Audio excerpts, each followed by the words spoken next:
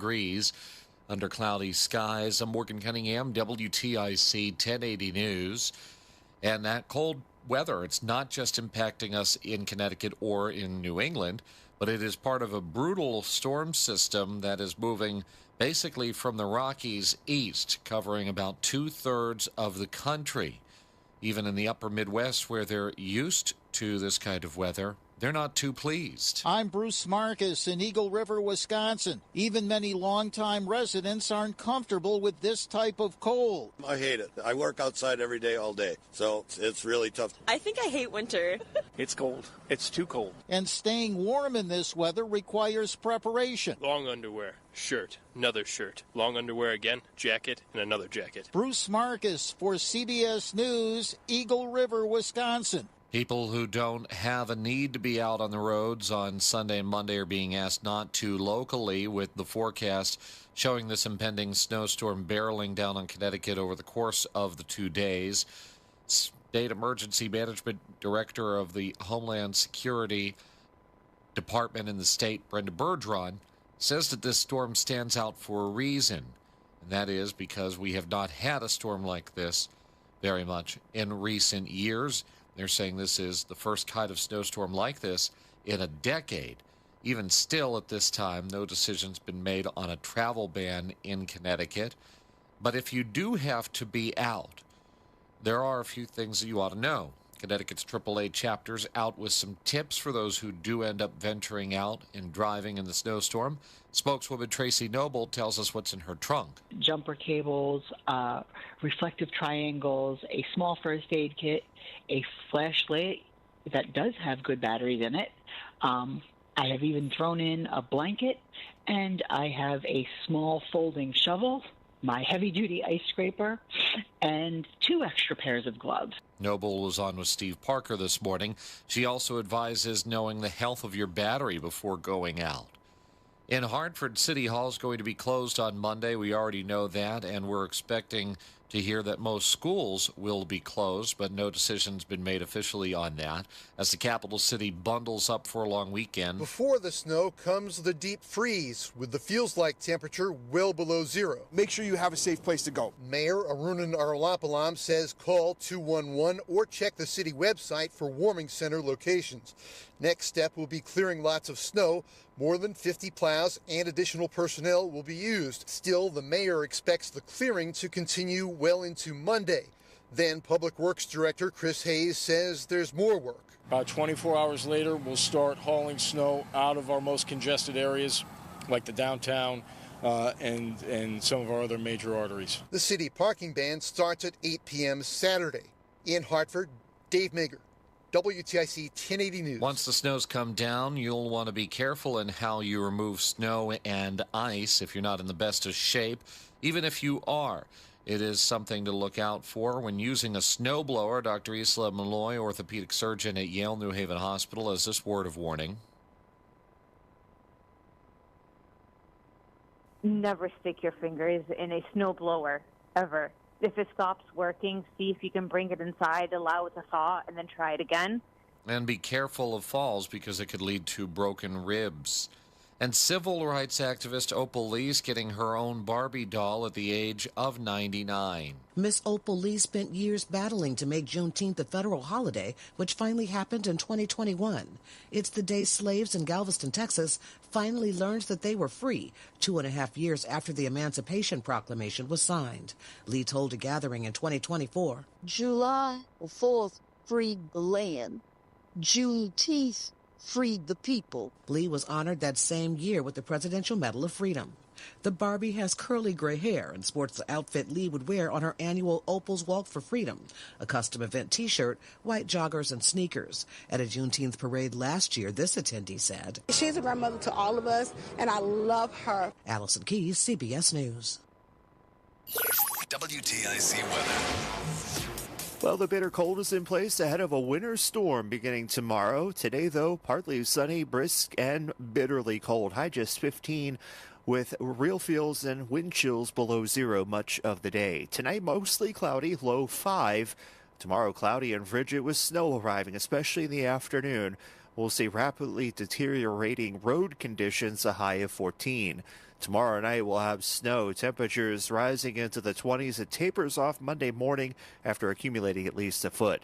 This is Bill Degger in the WTIC Weather Center. And we've got Computer Talk with Tab coming up in a moment.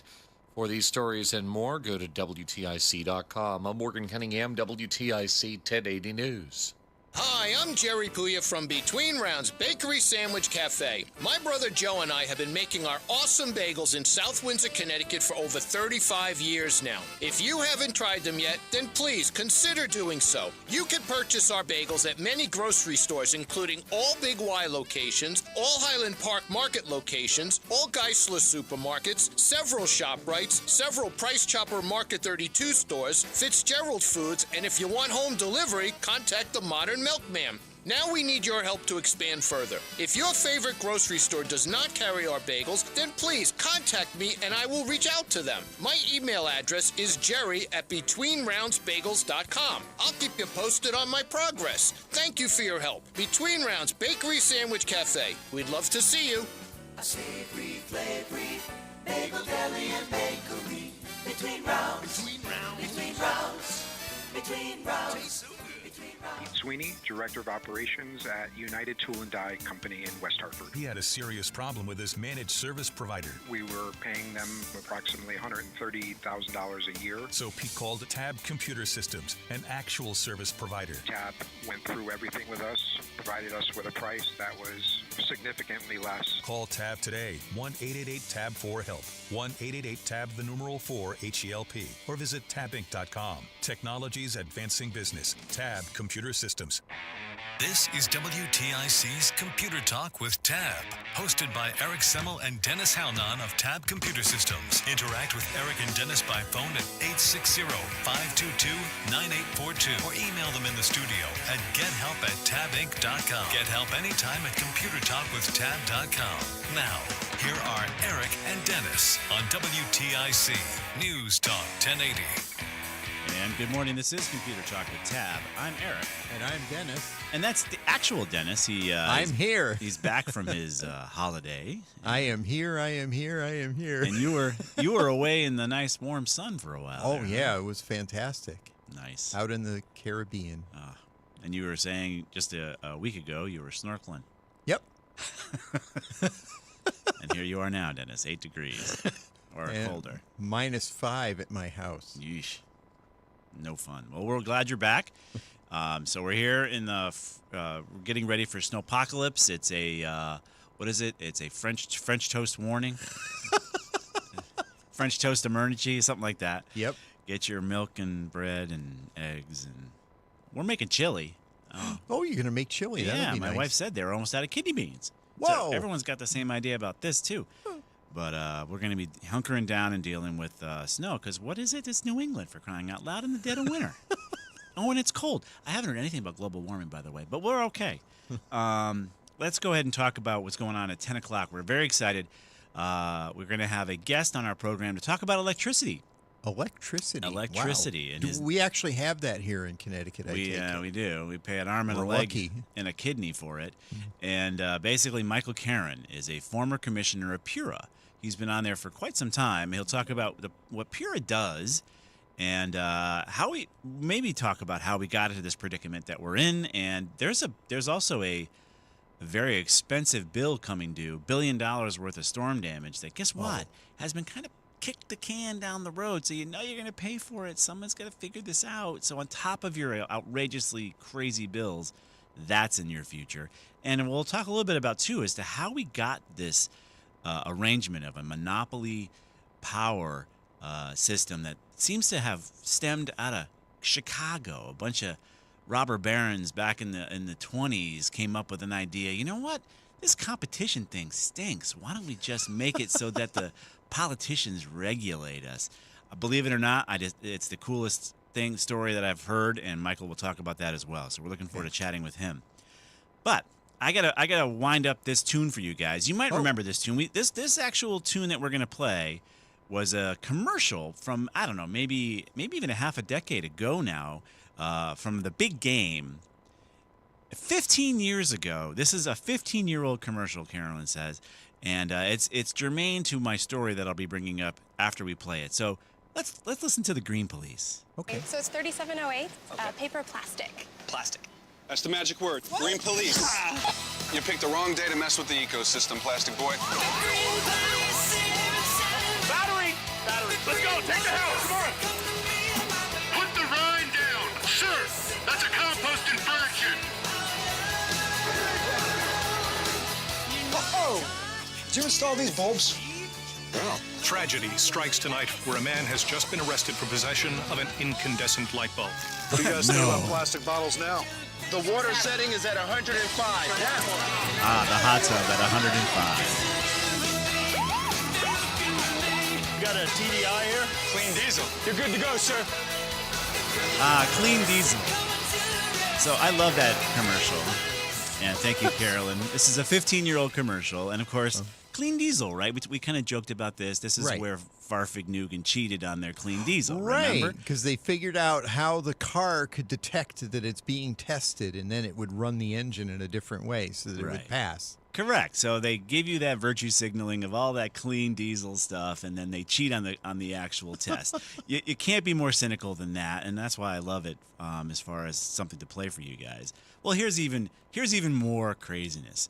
So in Germany, all right, the folks that brought you Farfignugan, they're forcing Lexus to remotely kill car heating. What? In the dead of winter. What? Yep. So basically, Germany spoke to Japan and said, hey, guys, I know your car's wicked smart, and you can actually turn it on remotely from your phone.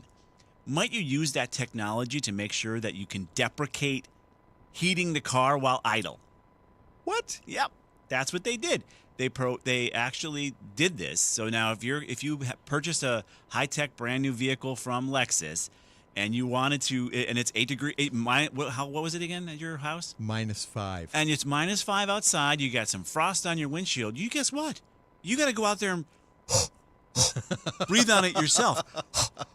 Because in Germany, you can't idle your car and heat it at the same time. And they proactively deprecated it so that you couldn't do it, period, because you wouldn't want your neighbor to notice you're idling. That's a bad thing. It's one thing for them to implement Germany's law within Germany. Yes. But it sounds like they're implementing Germany's law everywhere. Nope. Only in Germany. Only in Germany? They went after the Lexuses in Germany. So they're detecting that the car is in Germany. Yes. And then making the change? Making the change proactively. So if you happen to be a Lexus owner that says, you know what, to the German law, and you want to warm up your car so you can actually see out the windshield without going, being outside. Of course, you can't pour hot water on your windshield. You've seen what that happens on YouTube, right? Yeah. It'll just this is how ludicrous it is, right? You haven't even done it yet, and they take away your ability to do it. We're doing that here in America too. There's now, a new kill switch. Okay. That has gone through Congress. It was recently. Massey went out there and put an amendment recently to actually get rid of this kill switch that is designed to actually detect if you're drunk. Lovely idea, right? We don't want drunk drivers on the road. True, we don't. But now the car, some of these cars, the smarter cars that they are, the ones that you've paid extra money for, they have all this great technology now, possibly can see whether or not you're drunk before you actually drive the car and not let you drive the car. But maybe you're having some other kind of issue. Well, yeah, maybe there's a fly in your car and you're swatting it, and maybe the car swishes a little bit because of that, and it's not really danger because you're still in control. I've had some issues with bees. But then maybe it would say, this guy's drunk. Shut it off. Right. There's plenty of states that have that lock that can be done in between your ignition and you have to breathe into it. There's like 33 states that do that. Right, but once you've passed the interlock, you're fine. You're fine. You can drive the car. Not in this case. This future is coming where they're going to give you the ability to kill your car. So as the Germans don't let you warm up your car, and you can't. So if you want to pick up your kid at school, your car is idling. Guess what? It's not going to heat anymore. No. In Germany. Now, if you're electric and you've gotten all of your energy from a very dirty, polluting power plant, you're good. You're good. Oh, that's okay. You can go ahead and idle all you want. Yeah, you can have all the fossil fuel burning in order to get to that they want. Maybe a windmill, maybe help, but who knows? But in the case of your actual car, they've actually killed the ability to heat it while idling in Germany, coming to a blue state near you. We'll see what happens. I'll put this link up here for you guys to read, but you can't make it up, and the more you spend on your car, the more they're going to take away the ability for you to actually drive your car or whatever technology it is. So what else you want to talk about there, Dennis? What do you got? Let's talk about Microsoft. No, sure. Very quickly, we're going to go over something that happened. Microsoft 365 had an outage yesterday. They did, yeah. And it was, Was it yesterday? 2 days ago. Thursday, yeah. It was very bad. It lasted a very long time. Even after Microsoft said, yeah, we know what's going on here. We're going to fix it. Yeah. And then crickets for 10 hours. Right. And nothing got fixed for 10 hours. Yeah. I don't know why. And something similar happened a week before that with Verizon. Mm-hmm. Their entire service was down. Mm-hmm. And you didn't experience it because you were I was on a enjoying cruise and I wasn't connected to cellular at the time, even though I am a Verizon customer. Yeah. So they're not going to refund me. You're not getting $20 for you. I'm not getting my refund, no. We saw that you're in the Caribbean. At any rate, in both cases, we have identified problems that dragged and were not solved. Right. And we were not getting any news from either company for a very long time. Right. And then suddenly they figured out how to fix it. Right. They flipped the switch. Right. It's just things are getting complicated beyond their ability to manage it, unfortunately. But at any rate, Microsoft also has been giving out BitLocker encryption keys to the FBI to get into the bad guys' computers. And here on this show, we usually tell people if they can implement BitLocker on their computers. Yeah.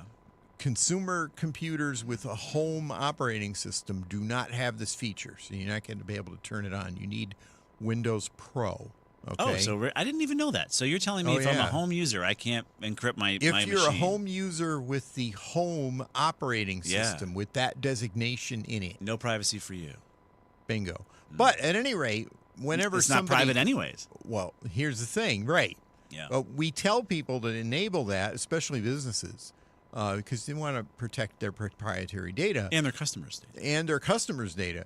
But Microsoft is giving out BitLocker keys to the FBI just for the asking. Not that you're doing anything wrong. You're innocent until proven guilty. And it made me recall the snafu that was going on. What was it in California? I think in 2015 or 2016. There was a terror attack. Oh yeah, and the iPhone issue there. With right, one of the terrorists had an iPhone that they were trying to break into, and Apple would not just hand over the encryption key. Right. Somebody eventually figured out how to get into the phone, I think, if I remember right. The Israelis know what to do. but Apple stood their ground. They said, no, we're not giving you that because we can't. Right. And they didn't. But Microsoft, oh, yeah, here you go. Yeah, whatever you want, FBI. Yeah, we'll give it to you. Go ahead. Not good. Have it. Not good. This is an issue when it comes to privacy and security. And again, another issue why you're going to find companies like Microsoft not being used in other countries, right? Because if this is the case and you can't even trust the encryption to be encrypted unless somebody asks it to be decrypted, without even your knowledge, there's not even any information. Oh, by the way, the FBI is looking at your data. They don't have to report that to you. For whatever reason, I'm no lawyer. I don't know why that's okay. But it doesn't seem okay to me. And basically, when it comes to your email, when it comes to that kind of thing, if you look at Proton, that can't happen. The keys are not owned by the company. They don't even have them. Right. The key is yours and yours only. Right. So anything anybody asks for, you're not going to get it. You're going to have to do the law enforcement the old-fashioned way, which, again, I'm pro-law enforcement. Don't get me wrong. I'm the biggest rule follower you'll ever find. But you can't go after people's encrypted data without. Obviously, these companies will just cough it up. And who knows what you're asking for? Are you doing it legitimately or not? I mean, that's another issue, too. So we'll put these stories up there for you. And I just love the Green Police ad there. I can listen to that a million ways from Sunday. But We're going to be here till 11 o'clock on this cold Saturday morning as you've run out. You probably found there's no more milk and bread. So no, it's all gone. It's all gone. Just all you have left is our show to keep you warm. So feel free to get online. 860-522-9842 is the number. And coming up at 10:05, we'll speak to Michael Caron, a former Pura commissioner, and he'll explain a little bit how that electricity sausage is made. And man, oh man, as we can tell, it tastes awful. We'll be right back. This could be the first real snow of the winter. Keep listening to WTIC News Talk 1080 for all the winter weather information you need. I'm John Morgan of Morgan & Morgan. I've been asked many times how Morgan & Morgan became the largest injury firm in the world. I think I know. When someone comes to us for an on-the-job injury, we have a huge workers' compensation practice. But many times we find a defective product that was responsible for that injury. Luckily for them, we have a product liability section headed by my son Mike. In addition to the comp case, there's a product case too. Other times, the injured worker is fired or harassed for bringing that claim. We have them covered. Our employment lawyers handle retaliation claims as well as wage theft and discrimination cases. And in some cases, need to file for Social Security benefits. No problem. We became big for a reason. 30% of our new cases come as referrals from former clients. Hiring us is easy. Go to forthepeople.com on your mobile device or computer, or call Pound Law on your cell, pound 529. Morgan & Morgan. Injured? Dial Pound Law. Nicholas Russo, 157 Church Street, New Haven, 06510. Is life insurance part of your New Year's resolution? Listen, if you're young and healthy, it's simple, and any old agent can get it done. But if you're 50 to 60 years old with a touch of wide waistband syndrome or have correlating health glitches, you need to call Big Lou, a term provider. Big Lou doesn't bait and switch you in with young and healthy rates only to clobber you with the truth down the road. $1 million of coverage could be as low as $200 per month. And unlike that treadmill, this one won't collect dust in the corner. Call Term Provider, speak with Big Lou, and find out how much he can save you on your new $1 million life insurance policy. Start this year off with peace of mind by calling Big Lou at 800-700-6898. 800-700-6898. Remember, Big Lou's like you. He's on meds too. For affordable term life insurance, call 800-700-6898 or biglou.com. From the Carter Mario Injury Lawyer Studios, visit getcarter.com. That's getcarter.com. This is Computer Talk. You're as cold as ice. Ah, yes. We're going to be here until 11 o'clock. And the lines are wide open. Feel free to get online. We are here full power with Dennis here as well. Yep. We're happy to have you back, Dennis. Thank you. I muddled through without you last week. 860-522-9842 is the number, and we'll do our best to help you out with your computer problems, comments, questions, and concerns, and a little more data on that outage that Dennis was talking about. So 10 hours, Microsoft 365 was down. Yep. And this is the issue with us in IT, right? So we just had a client advisory board meeting yesterday with some of our tab clients that we always try to work collaboratively to see if we can improve our service or whatever we can do to help them out. And one of the clients mentioned, hey, could you have helped us with an alert as to the fact that Microsoft 365 is down?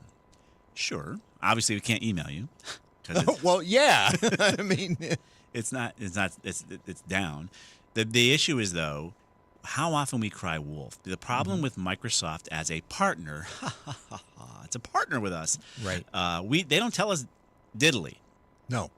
So we know what you know, which is the same darkness. Yes. When are we going to get an answer? So if we told you at hour 1, this is a Microsoft outage, be prepared for what? I don't know. Yeah, I mean, I was taking some of those calls from customers. They're asking why their email was down. Right. And of course they are. And I don't have any problem taking the call, but what can I tell them? Exactly. I have no answer. And neither does Microsoft. I don't know what's wrong, and I don't know how long it's going to take to fix it. Right. And there's just nothing that I can do. All we can do is sit there and say we agree Microsoft's down. And, of course, you're going to now have issues with getting business done or getting, getting confirmations done or whatever it might be, because email's pretty important. And what do we use to alert the customers, right? We have Microsoft 365. We have the same problem. So we have to use a different system and have a get whole the word communication method to get the word out. That is then, do we send it at hour 1 hour 10, hour 3. We don't know when it's going to fit, when they're going to come back online. So the moment we've actually had instances where we've sent out warnings to customers or gotten them prepared to go out, and it comes back online. Right. I mean, for all we knew, it could have been a 5-minute outage. Right. But because Microsoft isn't telling us anything. They aren't According to telling your you. story, Yeah. they knew it after an hour. Oh, as far as an what the hour, I think it was an hour or two, they announced that they did know what the cause was. But they didn't tell you what it was. They didn't tell what it was, No. and they said, we are working to fix it. And then crickets. And then I wonder if Maine could change this so we could actually have Maine force them to tell you when they have outages in the same way they talk about their breaches. Well, it would be great if something like that could be done. Yeah. But what they were doing was using Twitter to get the word out because their own, get this, yes, their own service portal that is supposed to tell you the service health was down. Stopped working. Yes, I heard about that. Yeah. Literally, they couldn't even use their own systems to notify anybody about anything. Was that due to they were using Twitter? Maybe due to overload of people asking what the heck's going on, or do we think it's related to the issue? I think it was related to the issue. Yeah. I think their outward face of their whole data presence was shut down or just not available. So there you go again. So it affected both the services that they resell to customers, right, that we resell, as well as their own outward-facing presence on the internet. All of it was... And we are supporting it, right? So we're out there trying to support this product because obviously Microsoft couldn't support everybody even if they wanted to. Even if they wanted to take all of our clients away and go direct and have you talk to Microsoft direct and not go through folks like us. Clearly, they can't do it because they can't even deal with their own issues internally to even let us know when their portal is down like that. And that's just a great example of what's going on with the internet itself. The internet, the cloud, data centers, we don't know how much electricity they're going to take. We don't know how much pollution they're going to make. We don't even know if the data, the AI that's being produced is of any value or not. There's so many questions, and you have to ask yourself, these folks who are so smart to make artificial intelligence aren't smart enough to know why their email is down. Why wouldn't they just have their artificial intelligence tell us what's going on, Yeah. If it's such a great idea. They could use Copilot to get the word out. Right. They could use Copilot to explain the problem, Yeah. explain what they're doing, get the word out, and keep people notified as to what's going on instead of crickets for 10 hours. And Copilot would just say, your email no worky. That's where we were. High tech. So we're going to be here till 11 o'clock. Feel free to get online. We are both live in person, in studio. We dragged our pasty white computer geek butts here in the cold and started our cars and let them idle. Ha-ha, Germany. Send the green police. To warm up before we put our pasty white computer geeks in those seats because it was cold, man. We don't like really that. cold. Yeah, so we're here, help you out. 860-522-9842 is the number. Everything's been posted over at computertalkwithtab.com. It's the name of the show.com, which also works. And if you're on Facebook and you want to get a part of the live feed, we are simulcasting on Facebook, the Computer Talk with Tab Listener Network. You can join just by asking, and if you're not a crackpot, we'll let you in. Or you can follow us over at YouTube as well. We're simulcasting there. So we'll be here until 11 o'clock. Stick around, and Michael Karen will be joining us from Pura to kind of explain, if he can, how electricity works. We'll be right back. Hi, I'm Tom Tierney, owner of the Green Cremation, Connecticut's only water cremation facility. Our process uses a gentle, water-based alternative to flame, with no smoke, no fire, and no harmful emissions. It uses up to 90% less energy than traditional cremation and produces zero air pollution. We're proud to offer families a compassionate, earth-friendly way to honor a loved one. Visit thegreencremation.com to learn more or pre-plan today. Visit thegreencremation.com. Got heat? No?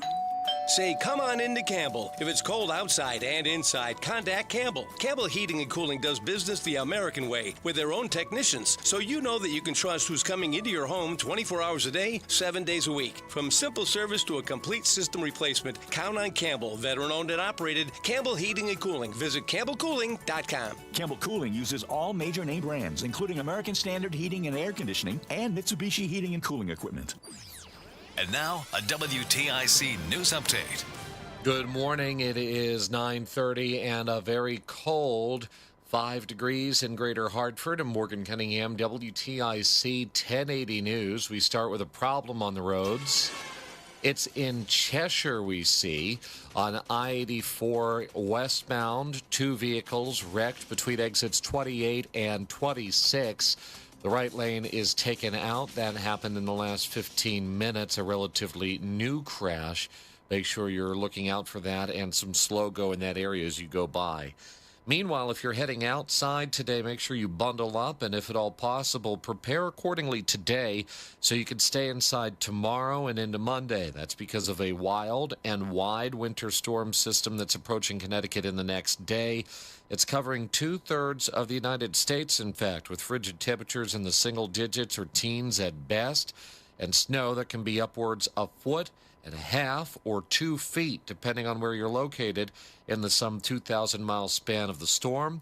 Connecticut does not have a travel ban in place and has not declared a state of emergency, though state officials continue to monitor the storm's developments and can change their guidance as needed. TIC weather.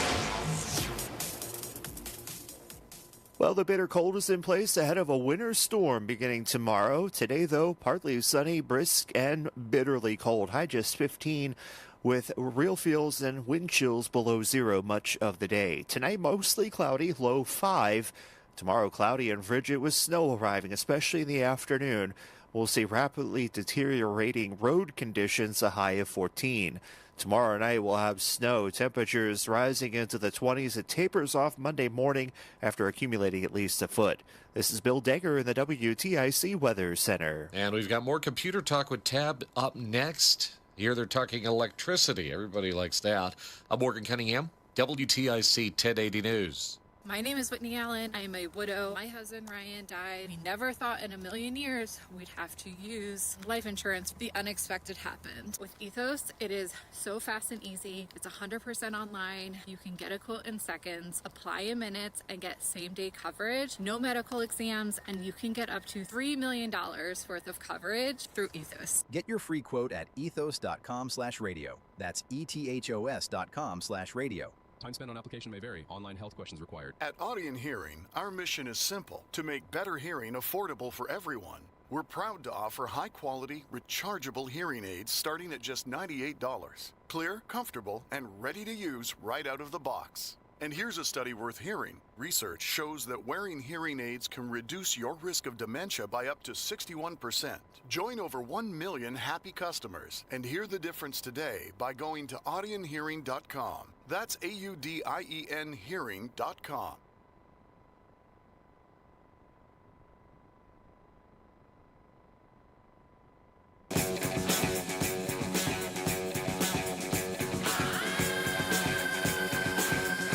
All right, we are back. This is Computer Talk with Tab. We're going to be here till 11 o'clock, and happy to help you out.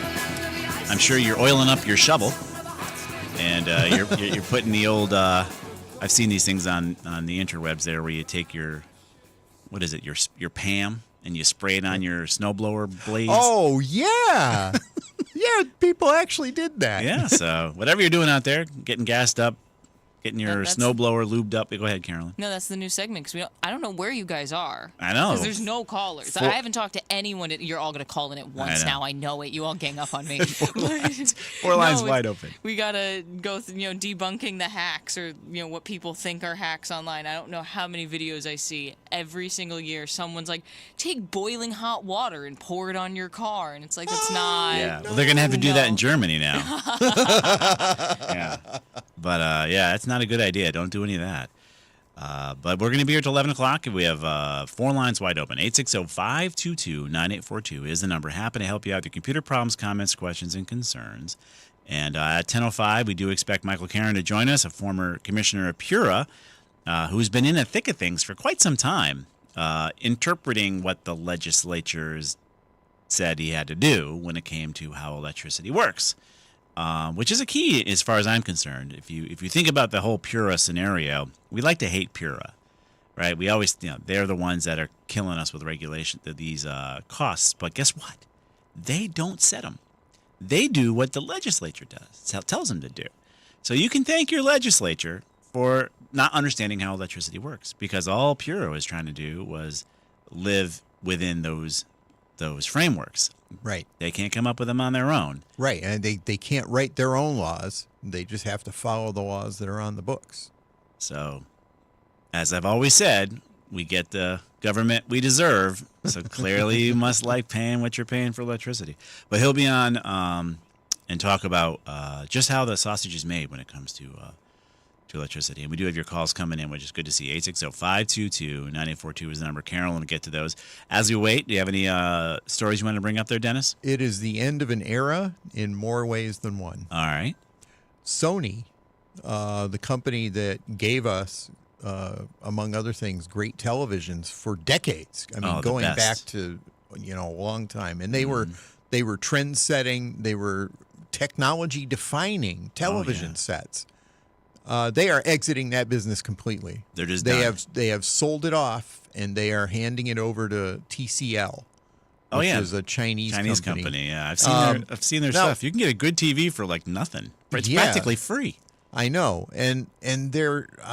I actually know some people who have TCL TVs, and they're not bad. No, I got them in my basement in my rumpus room. Well, there you go. I mean, they're not bad. So this isn't necessarily a terrible thing, but back in the day when color television just came out, Sony created, back at the time, the Trinitron CRT, which, like I said, was technology defining, and everybody else working along with what RCA was doing at the time, they all set the standard for what televisions were back then. And then when everything changed over to LCD panels, they did the same thing.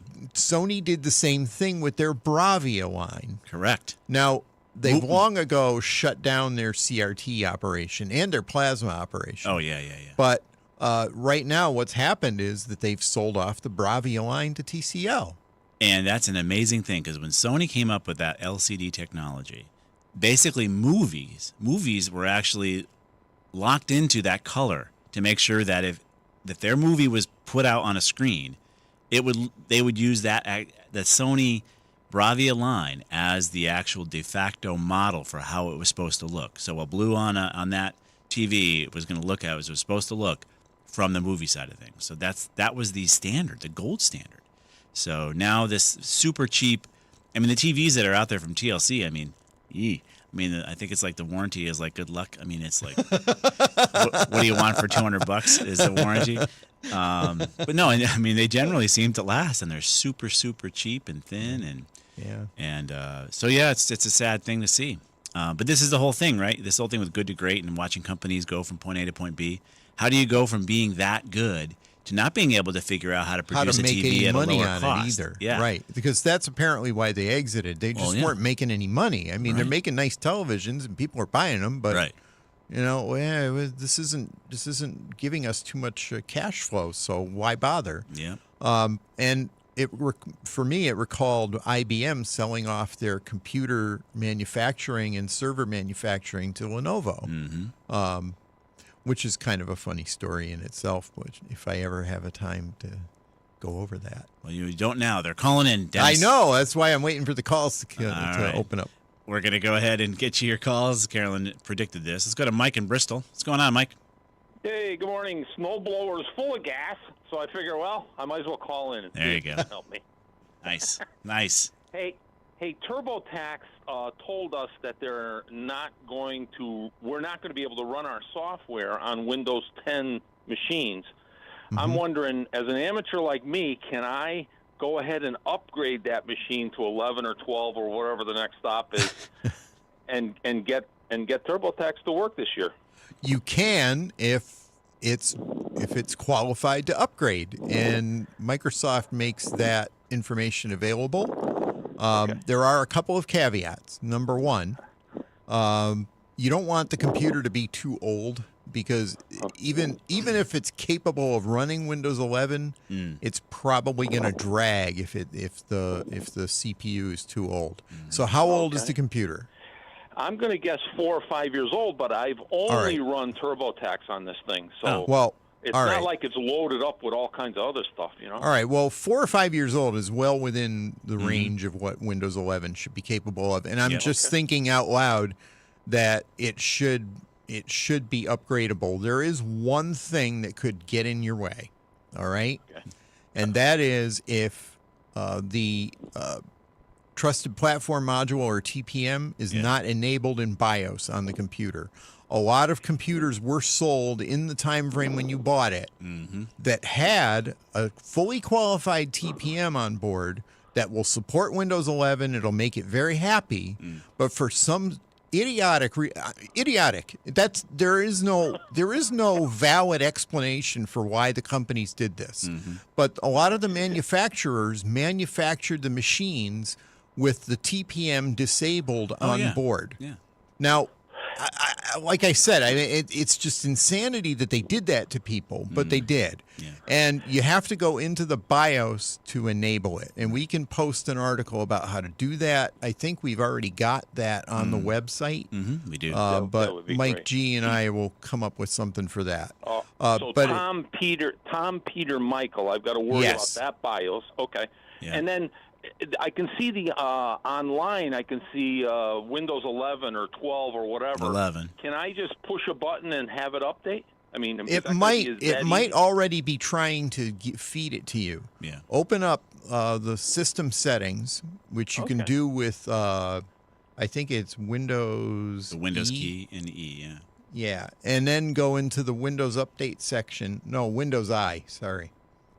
Because Windows E opens Explorer. Windows I, and then go down to the bottom on the left, and it'll say Windows Update. And if it's eligible, and if it already has the update logic loaded, it will invite you there to upgrade to Windows 11. And that'd be great. Yeah. That'd be great. Try to avoid buying a new machine, because right now there's a huge spike in costs for. Yeah, no, I don't want to do that. This thing's got no miles on it, and I just want to keep rolling with it. You know. So. Yeah. Okay, brothers. Thank you. You got it, Mike. Yeah. Enjoy paying your Have a good taxes. All right. See ya. Yeah. Bye. He's going to be able to pay his taxes now by upgrading to Windows 11. Again, it's a Rube Goldberg approach to tax paying, right? I want to pay my taxes, but my machine is running Windows 10, and TurboTax is in some sort of cahoots with somebody, because refusing to upgrade to Windows to run in Windows 10 is just silly. I mean, yes, it's a deprecated operating system. Yes, it's older. But just to say I won't is the same way Germany has said you can't idle your car. It's the same thing. It's the same thing. Right? I mean, your software works. You just choose not to let it work. And then, of course, you force upgrades. And the problem now, though, is there's a huge problem. You cannot get affordable RAM and hard drives thanks to data centers, thanks to AI. And all these manufacturers are getting into the high profit levels of those data center chips. Those high-density chips are more profitable than your normal consumer-grade stuff. And we're going to find out this next quarter. It should peak in March and hopefully go down from there. But we're going to see some massively expensive servers, workstations, computers. I would contend no one's going to buy them. It's going to be like meat, right? When you go to the store and you look at meat, you're like, no, I just can't afford meat. Well, here's the issue with that. It has to do with timing. Yeah. Because over the past 2 years, everybody has already bought new computers that they needed for the Windows 11 upgrade. Those of you who waited may be in trouble. Now, people who waited, yes, but there are a lot of machines out there that right now are very, very new, and they're just fine. They're not having a problem. I agree. So, yeah, the manufacturers are just not going to be selling machines over the next few months. All right, we're going to step out for a quick break. You guys are getting on the line. That's great. We'll try to get to your calls here. We're going to go to Janet and Carol next, and then, of course, I've got another call coming in. So we'll step out, and then be right back. This is Computer Talk with Tab. We'll be right back. Tune in to How to Retire with Fuchs Financial.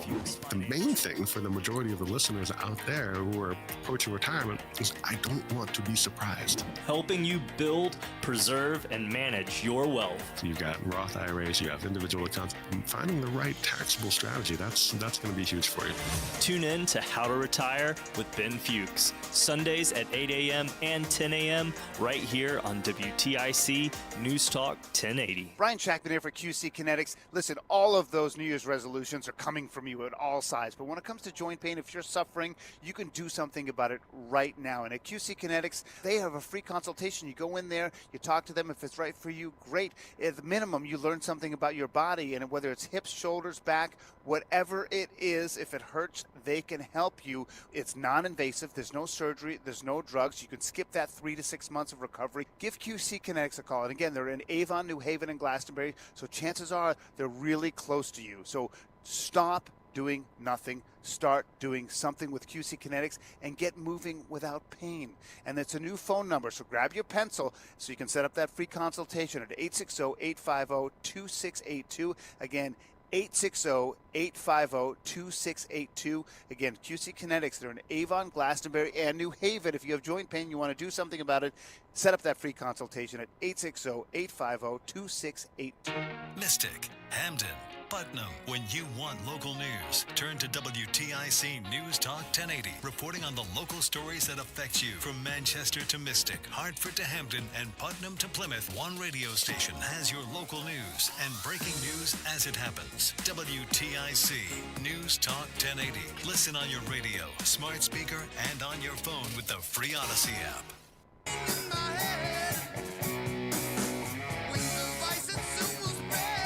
All right, we're back and here till 11 o'clock. Let's get right to your calls. You're nice enough to join us on this Saturday morning. Let's go to Janet in East Hartford first. What's happening, Janet? Hi there. Hi. I just received a notice yesterday from Verizon.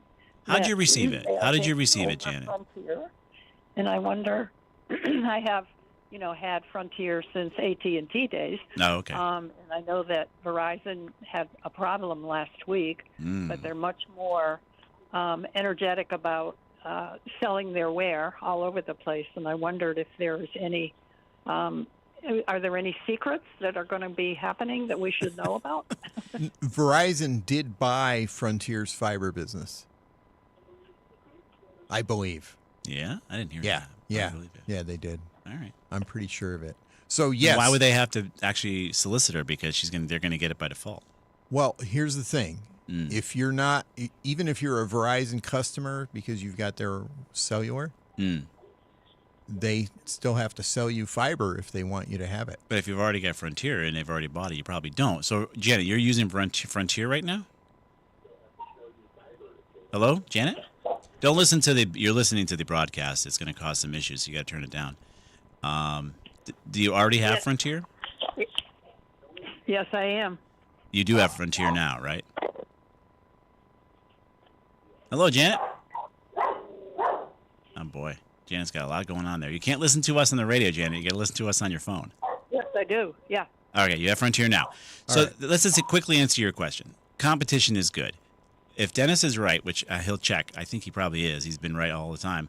If Verizon already owns Frontier, they're just telling you that you're going to be now a Verizon customer. I would contend that's their notice.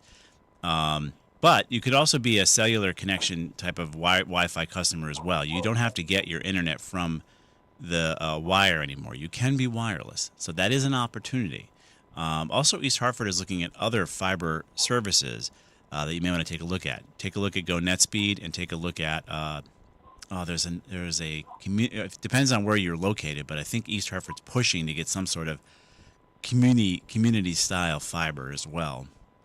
So lots of options for you. But I think if you're already a Frontier customer and if they have been purchased by Verizon, you will be a Verizon customer by default. Well, I don't. Verizon is a little too much for me with the way they handle customers because my next door neighbor has it, and they really don't handle people very. I mean, they can sell, but they can't produce. Yeah, that can be an issue when it comes to customer no service, as Clark Howard used to say. Yeah. Well, and even when you go in person, because I dropped my neighbor off a few times, and they're not. They're slick. Yeah. They're very slick, and I don't trust them. Well, look for alternatives then. Go ahead and put your address in, see if Go NetSpeed's coming.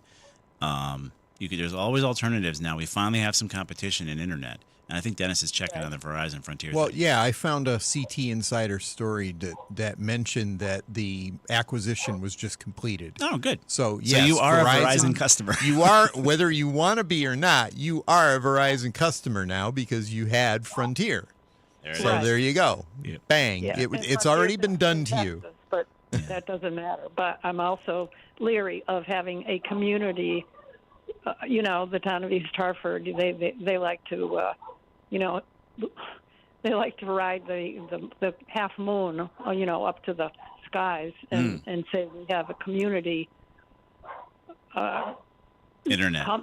Not even a company. Just Right. The way because the town is sort of divided into two zip codes, so that's how they divide us up. Mm-hmm. There's nothing I can do about that, but net speed I don't trust either. You're hard. You're a tough cookie there. You're a tough nut to crack, Janet.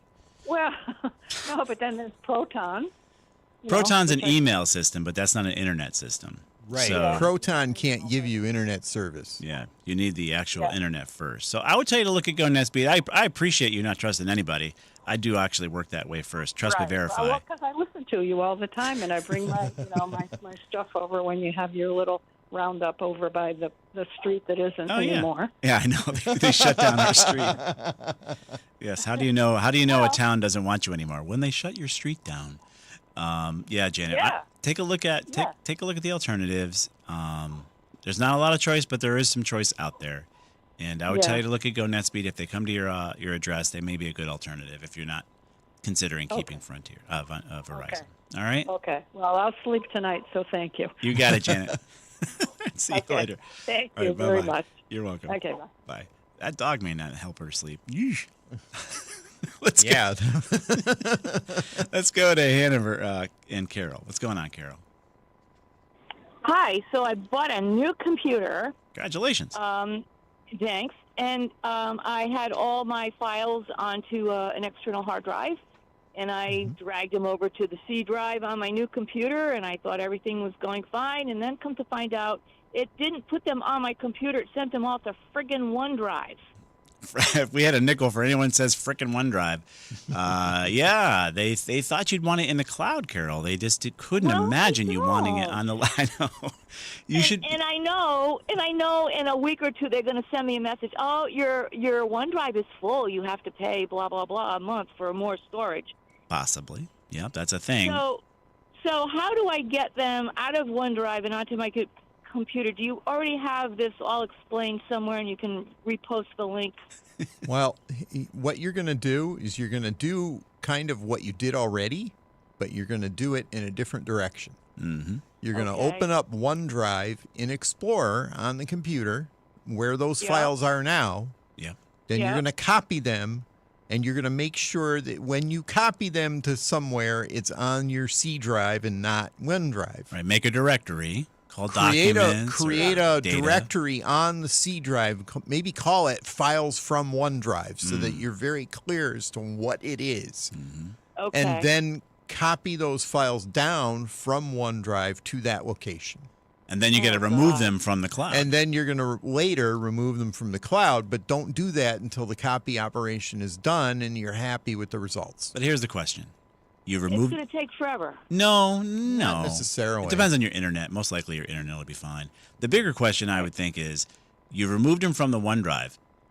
Is it really removed? I know. I know. Right? I would contend it's probably not. Microsoft has backups of whatever you put up there, supposedly, but they don't really back up your stuff. But they do, but they don't, but they do, but they don't. They back it up for them, but they won't give it to me. Who knows? The Pretty point. much, The point is, if it's deleted from the cloud, is it really deleted from the cloud? And that's the issue. And that's what we found out with the fappening, where people were finding out that their naked nudies were ending up in the cloud. They didn't realize it. There's all sorts of scenarios with the cloud that we have to be sure of. And I can't tell you with certainty, because I just found out just yesterday that they were giving away BitLocker codes to the FBI. Yeah. Not that you're doing anything wrong, Carol, but the point is, there it is now. You did it by accident, and now your data is not in your hands anymore. Whatever that data is, you could have had a great novel or whatever. It's now sitting on Microsoft's hands, and if they're willing to do what they're doing with the FBI, fine. But it's there now, and I couldn't guarantee you that it's gone when you delete it. I wish I could. So, but would it be faster? I still have all my files on the external hard drive, except for a handful of new things I made. wouldn't it be faster just to recopy them from the external hard drive? Yes. Yeah, onto my probably. Yes. Yeah, But I would how think do so. But I thought that's what I was doing. So how do I do that? There's already a document. You folder and go all- you go to the C. Well, do what I suggested before. On the C drive, create a directory called Whatever. my old stuff or files. whatever. Yeah. Okay. Yeah. Okay. And Copy them into that folder. You need to know where you're Okay. sending it. right. Okay. And if you want to make certain it's not going to get back to the OneDrive, get off the internet while you do it. Turn off your internet. Yeah. Oh, there you go. Oh. But then when I turn my computer back on, won't it say? Don't there's turn a your whole bunch of computer new stuff off. and Don't turn your Carol's- computer off. Turn it your- off. turn your- Just Yeah. disconnect from the internet. Yeah, unplug your router or firewall, whatever you need to do, to be sure if you want to be. It's a little extreme, but I'm kind of joking. But no, if you really want to be sure you're not sending it to the cloud, disconnect from the internet. Yeah. But don't turn And the computer pain off. the pain in the neck about everything being in the cloud is every time I double click on something, I have to wait for it to friggin' download. Yeah.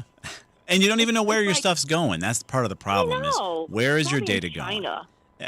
Probably in China. It could be anywhere. Your data center, it could literally be in some data center in Chile for all you know. I know. Who knows? What did Or they do? Chile. Oh, and then when I opened up my laptop desktop now looks like my new PC desktop. Who gave them permission to change that?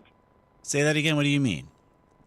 So when I opened up my laptop for the first time, my laptop now has the same files on the desktop as my new PC does, not the ones that used All to right. be there. Okay. synced or something. Hold on. Yeah, you must have had OneDrive syncing going on. Yeah. At some Yeah. point.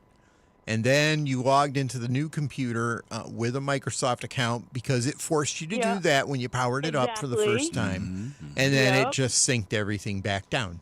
Because it thought you wanted it to look the same way. Now that I've said that, Yeah. and now that you've told us that that's what happened, I would look on the computer and see if your files got moved already.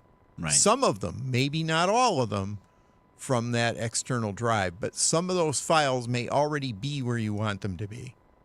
I'm just on saying the that main out PC. loud. Yeah. Yeah. I'm just saying that out loud. Take a look before so you start going confusing. copying stuff. It is because you confusing. don't want to have to. You don't want to have a lot of duplication getting built up. Right. It is Right. confusing. Oh, why did they do this to me? Okay. Well, the question is, why weren't they clearer about it when they were doing it? Exactly. Why didn't Exactly. they, when you, during the process of setting up your computer, why don't they stop you and say, hey, this is how we're going to do this. Look for this, look for that. It will be this way. It would be really nice if they asked if you could do that. But at least tell people what it's doing. I know. Like previously when I would be going to save a Word file, for instance, it would say, do you want to save it on OneDrive or you want to save it on your computer? Right. Now And I they would just say, oh, slam it's it. on my computer. Now they just put it on the OneDrive. I know. It's not good, Carol. But we hear you. I know. All right. Well, thank you very much. You're welcome. Good luck. Yeah, and enjoy the storm. Thanks for trying. Enjoy the storm. That makes no sense. So we're going to be here until 11 o'clock. Thank you, Carol. And taking your computer calls, comments, questions, and concerns. Coming up at 10:05, we're excited to have Michael Caron, a former commissioner of PURA. They regulate our electricity. He's been on that commission for some time, and he'll explain to you how the electricity sausage is made. I learned some stuff chatting with him yesterday that I didn't even have a clue about. So I'm kind of excited to bring him to you guys and have him chat about how this all works. We'll be right back. We all hear the radio ads about the IRS. They tell you to be afraid, to be scared, and they try to frighten you into calling. I'm not here to do that. Tax Relief Advocates is different. TRA is here to tell you that if you owe money to the IRS, whether it's $5,000, $50,000, or $500,000, we have a solution. It doesn't matter if you're sitting in your car, at work, or with your kids. No matter where you are, call now. 800-575-9834. Don't lose hope. TRA can eliminate or reduce what you owe to the IRS. Generous programs are now available that can give you a fresh start. Our passion is taxes and helping individuals fix their IRS problems. We have over 1,000 5-star reviews on Google and an A+ with the Better Business Bureau. You don't need to be afraid of the IRS any longer. End your tax nightmare today by visiting us online at TRA.com or call 800-575-9834. That's 800-575-9834. Tax Relief Advocates. Real solutions for real people. This is WTIC News Talk 1080 with Brian and Company in the morning, Reese on the radio in the afternoon, and news around the clock. WTIC and WTIC FM HD2 Hartford and Odyssey Station. It's 10 o'clock. Good morning. Hartford temperature. We are currently at and have been at 5 degrees. I'm Morgan Cunningham, WTIC 1080 News. And here's a little warning. It's not going to get much better today as millions of Americans prepare for a powerful winter storm that's sweeping across much of the nation over the course of the next few days. Connecticut being hit tomorrow with it into Monday, and cold temperatures that are already here. New Jersey's governor has declared a state of emergency. I want to make it really clear, this is not an average winter storm. This is a storm the likes of which we haven't seen in probably about a decade. In Ohio, this is a weekend to stay home. Governor DeWine is among many urging residents to stay off the roads. In Charlotte, North Carolina, the fire division chief. All the meteorologists that we talked to, and there's quite a few of them, have nothing good to say about the storm, and we are very concerned. It's not just the snow and ice, but the dangerous cold that's expected. Locally, driving is risky if you have to do it tomorrow into Monday in Connecticut. AAA of Greater Hartford is out with some tips on how you can prepare today if you do have to venture out. Spokeswoman Tracy Noble. With these temperatures, battery calls are first and foremost because people don't realize the amount of electronics that are in our vehicles today and the draw on that battery. So if your battery is 3 to 5 years old and you haven't had it checked, that should be priority one for today. You should also have an emergency supply kit in your vehicle. That would include non-perishable food and water, blankets, gloves, a flashlight, and a shovel, too. Health experts say that when the storm is done and over with, cleaning up can be a real problem. Removing snow and ice for those who are not physically fit can be really risky. Dr. Isla Malloy is an orthopedic surgeon at Yale New Haven Hospital. The clearing out snow and shoveling is a physical exercise. So making sure that the same way you'd prepare for exercise, either potentially doing some version of a warm-up, making sure that you are not overdoing your amount of strenuous activity. She says be aware of slippery conditions that can lead to falls and broken bones. Also work in increments, taking breaks as necessary. In other news, a former Olympian and alleged drug kingpin has been arrested. A former Canadian Olympic snowboarder wanted for running what authorities call one of the largest cocaine drug rings stretching through Canada, the U.S., Mexico, and Colombia is under arrest. Ryan Wedding, who was one of the FBI's 10 most wanted fugitives, turned himself into the American embassy in Mexico. He is believed to have been hiding in Mexico for more than a decade. Wedding is accused of cocaine trafficking, money laundering, and multiple murders in what was nicknamed Operation Giant Slalom. A bill aimed at protecting first responders and those who work on roadways and highways is being introduced by Senator Richard Blumenthal. It's dubbed the Preventing Roadside and Work Zone Deaths Act. It requires the Department of Transportation to gather, analyze, and publish data on disabled vehicles and work zone crashes. From that, a long-term plan to prevent such incidents would be developed. Dan Schubert is with the Connecticut Construction Industries Association. Picture yourself standing on the side of the highway at midnight. And then stop and think about turning your back to the traffic and trying to focus on performing your job safely. A DOT worker and a Hartford construction worker were killed in separate crashes in 2024, as was a state trooper conducting a traffic stop. And the TSA is out with its list of most unusual items found at airport security checkpoints in 2025. Topping the list was a replica pipe bomb found at Idaho's Boise Airport in May. It was made of PCV pipes, wooden blocks, wires, and was marked C4. turned out to be a training aid. Agents also found turtles in one traveler's pants and another traveler's bra, as well as razor blades and drugs stashed in clothing and shoes, knives hidden in a knee brace and an infant car seat, bullets in a bottle of Nesquik, and a firearm in a golf bag. Michael Wallace, CBS News. WTIC weather. Well, the bitter cold is in place ahead of a winter storm beginning tomorrow. Today, though, partly sunny, brisk, and bitterly cold. High just 15. With real feels and wind chills below zero much of the day. Tonight, mostly cloudy, low 5. Tomorrow, cloudy and frigid with snow arriving, especially in the afternoon. We'll see rapidly deteriorating road conditions, a high of 14. Tomorrow night, we'll have snow, temperatures rising into the 20s. It tapers off Monday morning after accumulating at least a foot. This is Bill Degger in the WTIC Weather Center. For these stories and more, we're at WTIC.com. Another hour of Computer Talk Powers next with Tab. I'm Morgan Cunningham, WTIC 1080 News. Pete Sweeney, Director of Operations at United Tool and Die Company in West Hartford. When we have an issue, we put a ticket in with Tab. Pete has an example of Tab's quick, knowledgeable service. We had an issue with a server. The ticket was immediately responded to. Tab had a tech out here the same day and worked with their team to provide us with a solution. Call Tab at 1-888-TAB-4-HELP, 1-888-TAB-4-HELP, or visit tabinc.com. Technologies advancing business. Tab Computer Systems. Steve Austin was the $6 million man, rebuilt stronger, faster, better. At Columbia Implant Center in Manchester, fiction becomes reality. Meet James. Thanks to their advanced implant technology, he's living proof of the bionic jaw, getting powerful, life-changing results. James says his new smile has him feeling truly, and we quote, better, stronger, faster. Columbia Implant Center, precision engineering, where science fiction meets modern dentistry. Visit ColumbiaImplantCenter.com.